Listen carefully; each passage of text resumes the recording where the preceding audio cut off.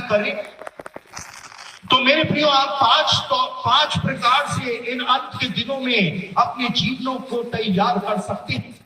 पहली बात, आप पश्चाताप करके परमेश्वर के सामने आ जाए, अपनी सारी गलतियों को, अपने सारे पापों को परमेश्वर के सामने मान ले कि प्रभु हो गई मुझसे गलती, तू मुझको ग्रहण कर। और बाइबल में लिखा हुआ है कि यीशु का लहू जो है उसमें इतनी सामर्थ है कि आपके सारे पापों को वो दूर करने की सामर्थ रखता।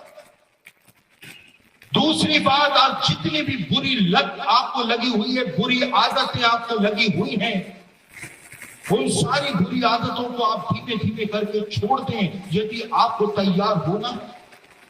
और जितना हो सके आप वचन को पढ़ना शुरू करें, क्योंकि जैसे जैसे वचन आपके अंदर जाता चला जाएगा, अंदर की बुराइयां जो हैं वो बाहर आती चली जाएगी।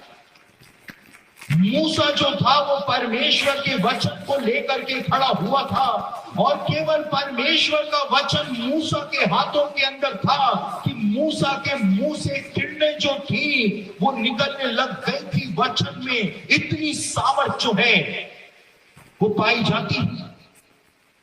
और मेरे प्रियो, इब्रानियों की पत्री 10 अध्याय और उसके 25वें वचन के अंदर लिखा हुआ है कि जैसे जैसे तुम यीशु के दूसरे आगमन को निकट आते हुए देखो, वैसे वैसे एक दूसरे की संगति के अंदर भी तुम बढ़ते चले जाओ।